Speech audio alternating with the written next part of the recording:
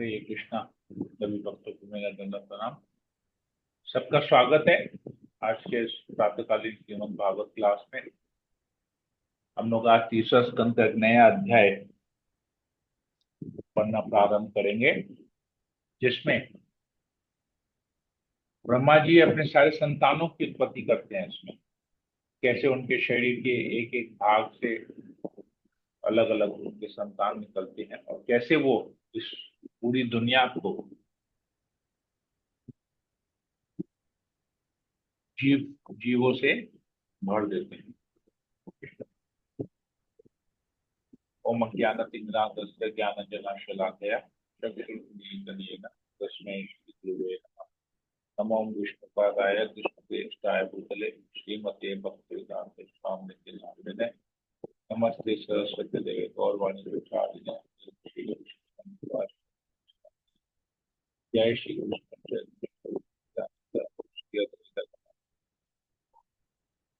हरे कृष्णा हरे कृष्ण की जय। ओम नमो भगवते वासुदेवाय। ओम नमो भगवते वासुदेवाय। ओम नमो भगवते वासुदेवाय। श्रीमद् भागवतम तीसरा स्कंद अध्याय 12, कुमारों तथा अन्यों की सृष्टि। श्लोक नंबर 1। श्री मैत्र ने कहा, हे विद्वान विदुर, अभी तक मैंने तुमसे पूर्ण पुरुषोत्तम भगवान के काल रूप की महिमा की व्याख्या की। अब तुम मुझसे समस्त वैदिक ज्ञान के आधार ब्रह्मा की सृष्टि के विषय में सुन सकते हो। ब्रह्मा ने सर्वप्रथम आत्म प्रवंचना, मृत्यु का भाव, हताशा के बाद क्रोध, मिथ्या स्वामित्व का भाव तथा मोहमय शारीरिक धारणा या अपने असली स्वरूप की विस्मृति जैसी अविद्यापूर्ण वृत्तियों की संरचना की। अभी सृष्टि करना प्रारंभ कर रहे हैं ब्रह्मा जी। तो आत्म प्रवंचा, फिर मृत्यु का भाव,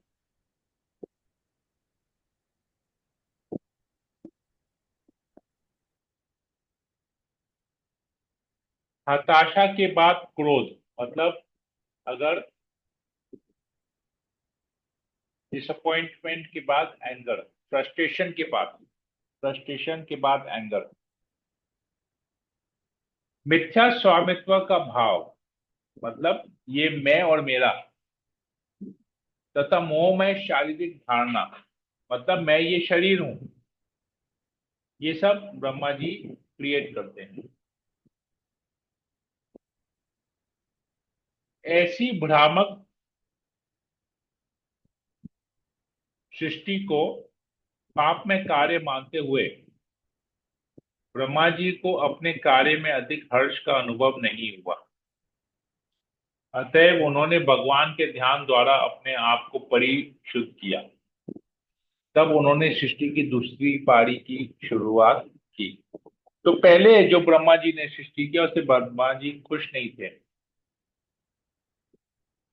क्यों? क्योंकि उनको लगा मैंने पाप में कार्य किए हैं। तो देखिए, पाप में कार्य मतलब क्या क्या है। मैं और मेरा, ये पाप है। जब मैं और मेरा की भावना क्रिएट करना ही पाप है, तो मैं और मेरा जो हम सोचते हैं वो पाप में है। मिथ्या स्वामित्व की भावना, मैं और मेरा, मिथ्या अहंकार, मैं ये शरीर हूं, ये सब सोचना ही पाप है। देखिए, ये सारे जो जब भगवान ब्रह्मा जी इससे सृष्टि करते हैं तो उनको लगता है मैंने बहुत बड़ा पाप किया है ये सब बना के। तो जब ये सब चीज बनाने के बाद जब हम अगर इसके ऊपर अपना जीवन अमल करते हैं, इसी के आधार पर अगर जीवन व्यतीत करते हैं, तो हम एक पापमय जीवन बिता रहे हैं। मैं मर जाऊंगा, ये गलत है नहीं। मेरा मुझे अपना शरीर त्यागना है।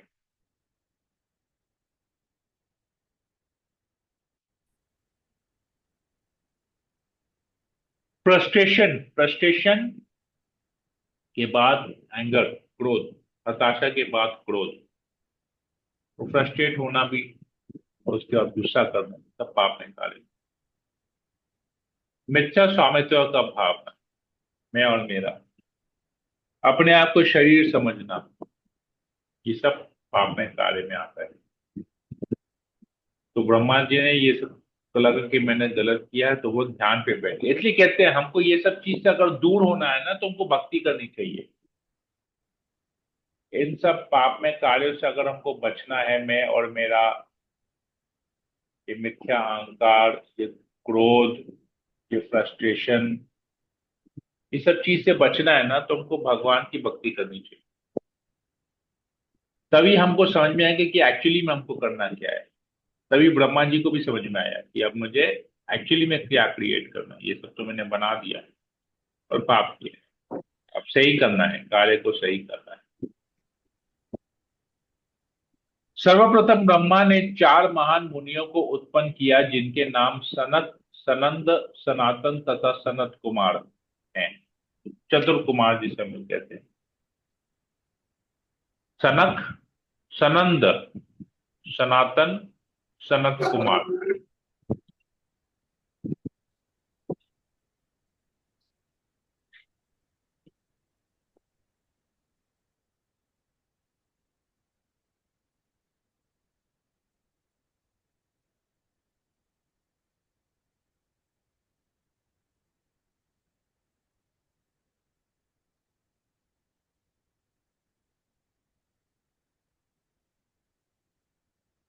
ये सब भौतिकतावादी कार्यकलाप ग्रहण करने के लिए अनिच्छुक थे, क्योंकि ऊर्ध्वरेता होने के कारण वे अत्यधिक उच्चस्त थे।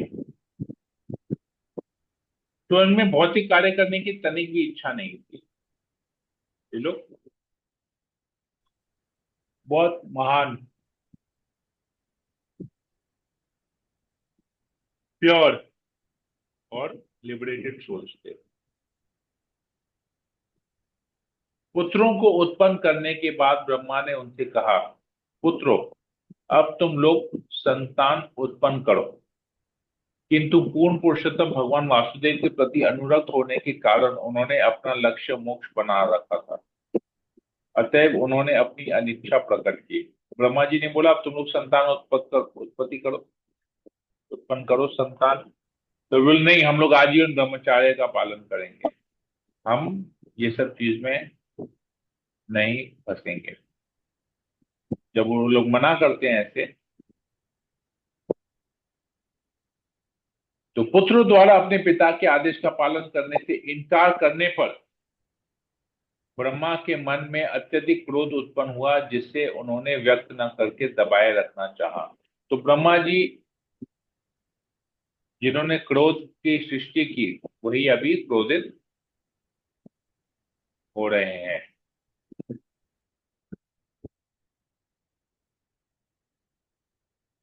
उन्होंने अपने क्रोध को कंट्रोल करने का बहुत प्रयास किया, लेकिन क्या हुआ?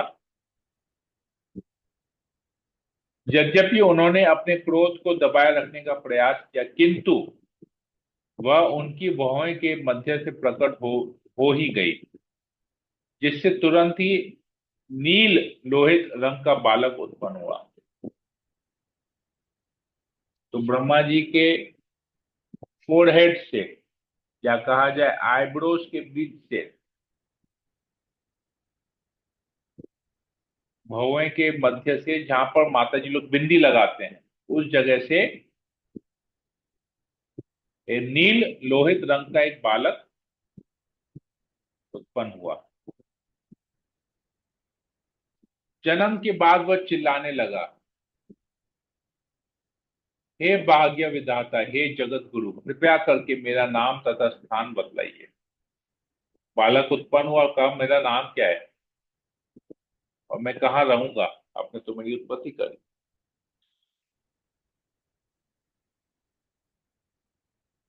तो ब्रह्मा जी कहते हैं,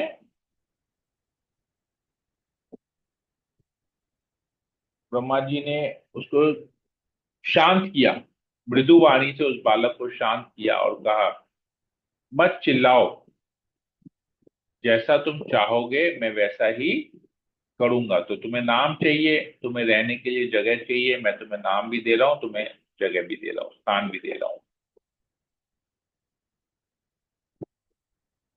और कहते हैं कि तुम क्या बनोगे, तुम सभी देवताओं में प्रधान बनोगे, महादेव, देवों के देव महादेव। सभी लोगों के द्वारा तुम रुद्र नाम से जाने जाओगे, क्योंकि तुम इतनी उत्सुकता पूर्वक चिल्लाए। तो रुद्र, जो तुमने चिल्लाया है, इससे तुम्हारा नाम रुद्र रहेगा। मैंने तुम्हारे निवास के लिए पहले से ही निम्नलिखित स्थान चुन लिए हैं। हृदय, इंद्रियां, प्राणवायु, आकाश, वायु, अग्नि, जल, पृथ्वी, सूर्य, चंद्रमा तथा तपस्या, इन 9 स्थान में तुम रहोगे। कहां पर? हृदय में, इंद्रियों में, प्राणवायु में, आकाश में, वायु में, अग्नि, जल, पृथ्वी, सूर्य, चंद्रमा तथा तपस्या।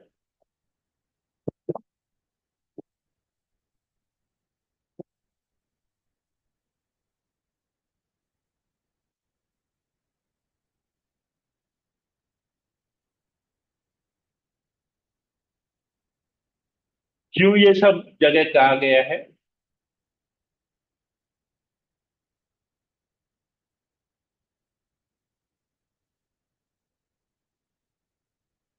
तो ये सब जगह में ना रजोगुण और तमोगुण हावी होता है, इसलिए ये सब जगह में उनको रहने के लिए आ गया है।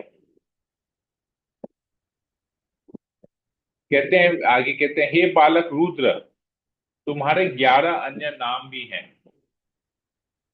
मन्यु, मनु, महिनस, महांश, शिव, ऋतुध्वज, उग्रेता, भव, काल, वामदेव तथा धृतव्रत।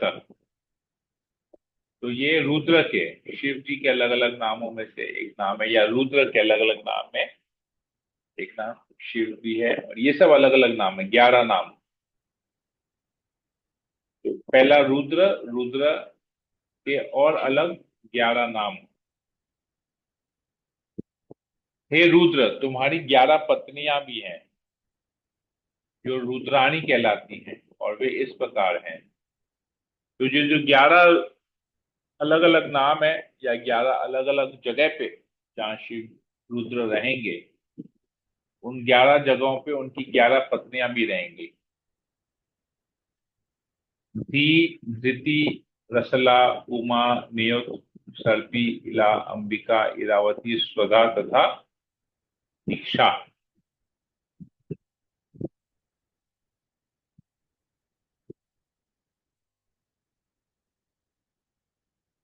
हे बालक, अब तुम अपनी तथा अपनी पत्नियों के लिए मनोनीत नामों तथा स्थानों को स्वीकार करो, और चूंकि अब तुम जीवों के स्वामियों में से एक हो, अतः तुम व्यापक स्तर पर जनसंख्या बढ़ा सकते हो। तो बोले, अभी तुम जाओ इन सब जगहों पे, अपनी अलग अलग जगहों पे अपनी पत्नियों के साथ जाओ, और अपना काम करो। अभी क्या है? जनसंख्या तुमको बढ़ाना है। नील लोहित शारीरिक रंग वाले अत्यंत शक्तिशाली रुद्र ने अपने ही समान स्वरूप, बल तथा उग्र स्वभाव वाली अनेक संतानें उत्पन्न की। रुद्र द्वारा उत्पन्न पुत्रों तथा पौत्रों की संख्या असीम थी, और जब वे एकत्र हुए तो वे संपूर्ण ब्रह्मांड को निगलने लगे। जब जीवों के पिता ब्रह्मा ने यह देखा, तो वे इस स्थिति के से भयभीत हो गए। तो रुद्र ने ऐसी संतानें, ऐसे पुत्र और पौत्र उत्पन्न किए, जो कि राक्षस बने, निगलने गए सब चीज को, पूरे ब्रह्मांड को निगलने गए। सब क्रोध, सब तामसिक तमोगुण में सब लोग थे। तो ब्रह्मा ने कहा, हे देव श्रेष्ठ, तुम्हें इस प्रकार के जीवों को उत्पन्न करने की आवश्यकता नहीं है। उन्होंने अपने नेत्रों की दहकती लपटों से सभी दिशाओं की सारी वस्तुओं को विध्वंस करना शुरू कर दिया और मुझ पर भी आक्रमण किया है। तो कहते हैं कि तुम्हारी संतानें क्या कर रही हैं? सब वस्तुओं को विध्वंस कर रही हैं। सब कुछ, मैंने जो इतना कुछ सृष्टि बनाया ना, सब कुछ का विनाश कर रहे हैं। और यहां तक कि मुझ पर भी वो लोग आक्रमण कर रहे हैं। तो तुम क्या करो, तुम तपस्या में स्थित हो, जो समस्त जीवों के लिए कल्याणप्रद है और जो तुम्हें सारे वर दिला सकती है। केवल तपस्या द्वारा तुम पूर्वव्रत ब्रह्मांड की रचना कर सकते हो। तो अब तुम तपस्या में लग जाओ। एकमात्र तपस्या से उन भगवान के भी पास पहुंचा जा सकता है जो प्रत्येक जीव के हृदय के भीतर है, किंतु साथ साथ समस्त इंद्रियों की पहुंच के बाहर है। तो ब्रह्मा, तो भगवान हमारे हृदय में है। हम केवल तपस्या से उनको प्राप्त कर सकते हैं, अपनी भौतिक इंद्रियों के द्वारा नहीं। श्री मैत्र ने कहा, इस तरह ब्रह्मा द्वारा आदेशित होने पर रुद्र ने वेदों के स्वामी अपने पिता की प्रदक्षिणा की। हाँ कहते हुए उन्होंने तपस्या करने के लिए वन में प्रवेश किया। पूर्ण पुरुषोत्तम भगवान द्वारा शक्ति प्रदान किए जाने पर ब्रह्मा ने जीवों को उत्पन्न करने की सोची और संतानों के विस्तार हेतु उन्होंने 10 पुत्र उत्पन्न किए। तभी शिव जी ने जो संतान उत्पन्न किए वो तो सब असुर निकले। तो पर्पस सॉल्व नहीं हुआ, तो शिव जी को बोले, अब बस तुम रुक जाओ, तुम तपस्या करने चले जाओ, अब तुम्हारा काम हो गया, तुम और मत करो इसको अभी। अब मुझे दूसरा उपाय लगाना है। तो दूसरा उपाय क्या लगाते? तो ब्रह्मा जी अपने शरीर से 10 पुत्र और उत्पन्न करते हैं। 10 पुत्र और उत्पन्न करते हैं और उनको बोलते हैं, अभी ये काम मेरा ही है, मुझे ही करना है, तो मैं इसके लिए और 10 पुत्र उत्पन्न करता हूँ। तो कौन कौन से पुत्र उत्पन्न हुए? मरीचि, अत्रि, अंगिरा, पुलस्त्य, पुल, पृथु, भृगु, वशिष्ठ, दक्ष तथा 10वें पुत्र नारद उत्पन्न हुए। तो इस प्रकार 10 पुत्र उत्पन्न हुए, ये सब उनका नाम है। तो हमारा हमारा जो जनरेशन है, यही इन्हीं 10 में से ही आता है। ये नारद में से लेते हैं कि नारद मुनि ने कभी विवाह नहीं किया। तो नारद ब्रह्मा के शरीर के सर्वोच्च अंग मस्तिष्क से उत्पन्न हुए पुत्र पुत्र है। वशिष्ठ उनका श्वास से। तो एक एक जगह से ब्रह्मा जी के एक एक शरीर शरीर के एक एक अंग से कौन कौन उत्पन्न होता है? 10 10 जने, 10 अंग से 10 उत्पन्न होते हैं। तो मस्तिष्क से मतलब बुद्धि से, फोरहेड से या माथे से, सिर से नारद मुनि आते हैं। वशिष्ठ आते हैं उनके श्वास से मतलब ब्रीदिंग से। दक्ष अंगूठे से। भृगु उनके स्पर्श से तथा ऋतु उनके हाथ से उत्पन्न हुए।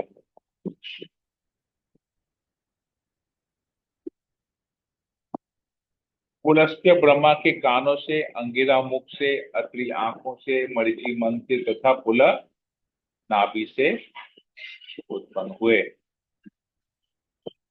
धर्म ब्रह्मा के वक्षस्थल से प्रकट हुआ, जहां पर पूर्ण पुरुषोत्तम भगवान नारायण आसीन है। और अधर्म उनकी पीठ से प्रकट हुआ, जहां जीव के लिए भयावह मृत्यु उत्पन्न होती है।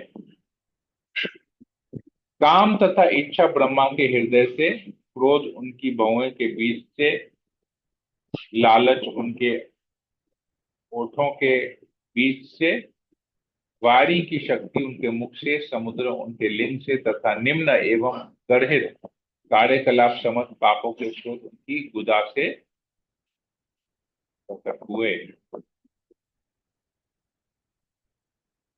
महान देवहूति के प्रति कर्दम मुनि ब्रह्मा की छाया के प्रकट हुए। इस तरह सभी कुछ ब्रह्मा के शरीर से या मन से प्रकट हुआ।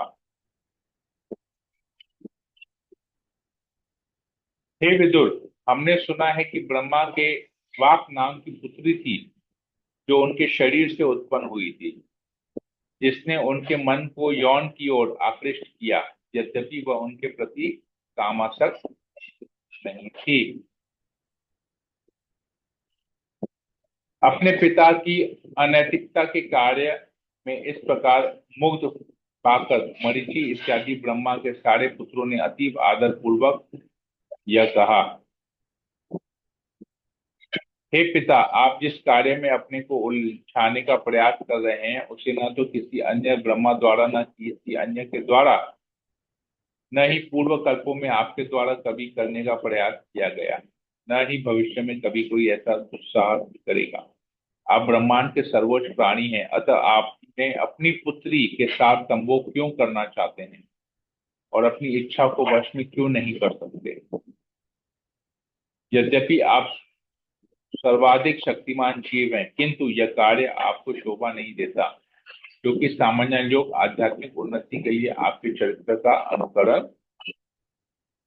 करते हैं। हम उन भगवान के साधु को सादर नमस्कार करते हैं जिन्होंने आत्मसत होकर अपने ही तेज से इस ब्रह्मांड को प्रकट किया है। वे समस्त कल्याण हेतु धर्म की रक्षा करें। अपने समस्त प्रजापति पुत्रों को इस प्रकार बोलते देखकर समस्त प्रजापतियों के पिता ब्रह्मा अत्यधिक लज्जित हुए और तुरंत ही उन्होंने अपने द्वारा धारण किए हुए शरीर को त्याग दिया। बाद में वही शरीर अंधकार में भयावह कोहरे के रूप में सभी दिशाओं में प्रकट हुआ। तो ब्रह्मा जी सभी पुत्रों को जन्म देने के बाद अलग शरीर के अलग अलग अंगों से सब कुछ करने के बाद धर्म अधर्म सब कुछ निकलता है ब्रह्मा जी के शरीर से। फिर पुत्री निकलती है और पुत्री के प्रति ब्रह्मा जी आसक्त हो जाते हैं, उससे संभोग करने की इच्छा काम इच्छा उनमें जागती है। ये वैसा पहले कभी नहीं हुआ, ये अभी एक ही बार ऐसा हुआ है। मतलब हर बार सृष्टि करते हर बार नहीं होता, ये एक ही बार ऐसा हुआ। क्योंकि सब लोग कहते हैं कि ये पहले कभी ऐसा नहीं हुआ था, अब की बार ऐसा हुआ। ऐसा क्यों हुआ? ऐसा नहीं होना चाहिए, ये अधर्म है, ये गलत है, ये पाप है, ऐसा नहीं होना चाहिए था। तो सभी पुत्र मिलकर ब्रह्मा जी को बोलते हैं और ब्रह्मा जी कहते हैं कि ठीक है, हाँ मुझे अब पता है कि मैंने पाप किया है, तो मैं ये शरीर को छोड़ देता हूँ और दोबारा दूसरा एक शरीर जो शुद्ध क्योंकि इस शरीर से गलत कार्य हो गया, तो ब्रह्मा जी उस शरीर को छोड़ते हैं, फिर दूसरा एक शरीर वापस से धारण करते हैं। ये जो शरीर अभी धारण करते हैं, ये चतुर्मुख वाला शरीर वो धारण करते हैं। इसके बारे में हम लोग फिर कल आगे पढ़ेंगे। हरे कृष्णा। तो किसी को कोई प्रश्न है, कोई कमेंट है?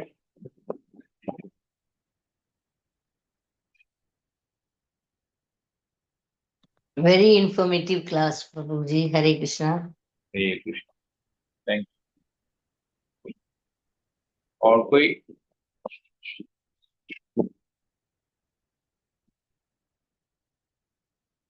हरे कृष्णा प्रभु जी, धन्यवाद प्रणाम। हरे कृष्ण। जी हरे जनाब, कृष्णा। बोलिए। मैंने आपसे उनकी बताया था ना कि मैंने ये ब्रह्मा जी का वाला लेसन पढ़ा था, तो आपसे बात की थी मैंने कि प्रभु जी ये तो मेरे दिमाग से ही चला गया बिल्कुल ही। तो इसमें मतलब कि आप आज थोड़ा थोड़ा थोड़ा थोड़ा करके मतलब कि इसमें डिटेल में आप मतलब कि बता रहे हैं, तो थोड़ा अब दिमाग में बैठ रहा है कि हाँ कैसे कैसे क्या क्या हो रहा है। इतना मतलब कि सृजन का जो वो प्रोसेस है, कितना मतलब कि डीपली मतलब कि समझने की जरूरत तो नहीं है, लेकिन हाँ समझ में आ रहा है। समझ में आ रहा है और पता चल रहा है कि हम लोग स्कूल में क्या बेवकूफी पढ़े हैं।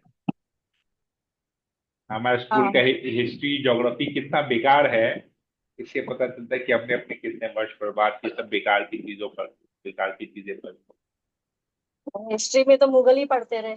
कुछ कुछ ही नहीं है। जो कन्वेंट स्कूल में पढ़े हैं वो लोग एडम एंड ईव के बारे में पढ़ते हैं। एडम एंड ईव भगवान कहते हैं, भगवान एक बूढ़े व्यक्ति है, दाढ़ी वाले व्यक्ति हैं। वो सब पढ़ते हैं। तो एडम एंड ईव के बारे में अभी आएगा। सोचिए उनका बुद्धि कहाँ तक है, असली तो वो जानते ही नहीं है। वो लोग मिथ्या सब चीज अपनी कहानी के रूप में अपने हिसाब से तोड़ मरोड़ करके कैसे बताते हैं। तो एक्चुअली में एडम ईव कौन है, यहाँ पर हम लोग पढ़ेंगे। उनका कितना बड़ा मिसकंसेप्शन है, कितनी भ्रांत धारणा है, उसके बारे में हम पढ़ेंगे। तो हमारे सनातन धर्म में कितना कुछ परफेक्ट है पता चलता है। हरे कृष्ण। और किसी को कुछ पूछना, कुछ बोलना है? राजू प्रभु, कोमल, सोनम माता जी, मीत हरे मंजू कृष्ण प्रभु, प्रभु। यश माता जी। हरे कृष्ण प्रभु। नो प्रभु। सोनम मैं माता जी बोल आप। यस। हाँ हाँ। वो बोल रही थी प्रभु जी, स्कूल में तो ये पर्टिकुलर सब्जेक्ट डालना ही चाहिए भगवत गीता का, ताकि सब बच्चों को इसके बारे में जानकारी हो। हमारे यहाँ पर हमारे कॉन्ग्रेगेशन में एक माता जी हैं, आप शायद जानती हैं उनको। उनका हावड़ा में स्कूल है। उनको अभी आईसीएसई बोर्ड उनको मिला है। पता है जायसवाल, जायसवाल प्रभु, रमाकांत जायसवाल, सरिता जायसवाल, वो लोग माता जी स्कूल की प्रिंसिपल हैं। उन्हीं का ही स्कूल है। उनको अभी बोर्ड का एफिलिएशन मिला है लास्ट ईयर। मतलब इस साल से चालू हो गया, उनको लास्ट ईयर एफिलिएशन मिला। मतलब दिस ईयर से उनका board exams they are able to, उनको एफिलिएशन मिल गया है। 10 12, आई थिंक 10 तक था, 11 12 भी उनको अभी मिल गया है। तो उन्होंने भगवत गीता स्टार्ट किया है अपने स्कूल में as a subject for classes 6 7 8। बोलते 9 10 में थे, फिर बोर्ड का करिकुलम आ जाता है, हम दे नहीं पाएंगे, बोर्ड की पढ़ाई की इतनी प्रेशर होती है 9 10 में। तो हम क्लास 6 7 8 में सभी बच्चों को भगवत गीता, उन्होंने एक्स्ट्रा सब्जेक्ट, जो ऑप्शनल सब्जेक्ट्स होता है ना, एक्स्ट्रा करिकुलर एक्टिविटीज में उन्होंने भगवत गीता को डाला है। एंड वेरी सरप्राइजिंग कि 51 बच्चों ने भगवत गीता लिया है as an extra curricular activity, study of Bhagavad Gita. तो वो 6 6 अध्याय करके, क्लास 6 में 6 चैप्टर्स, क्लास 7 में 6 चैप्टर्स, क्लास 8 में 6 चैप्टर्स। उस हिसाब से वो अपने बच्चों को, स्कूल में जो बच्चों को ऐसे वो लोग पढ़ाएंगे। तो सोचिए क्या अभी वो जो भगवत गीता पढ़ेंगे 3 साल, वो सोचिए 9 10 में उनका क्या मतलब सुपर होने वाला है, उनका दिमाग कैसे खुल जाएगा सब चीज में। कितना अच्छा इनिशिएटिव हुआ है प्रभु जी ये तो। राइट, बहुत अच्छा हुआ है। उन्होंने बुक लिस्ट, जब बुक डिस्ट्रीब्यूशन करते थे सेशन के बिगनिंग में, मार्च एंड अप्रैल फर्स्ट वीक में उन्होंने बुक डिस्ट्रीब्यूशन किया, तो सारा भगवत गीता उन्होंने मंगवाया, मायापुर से सब कुछ मंगवाया।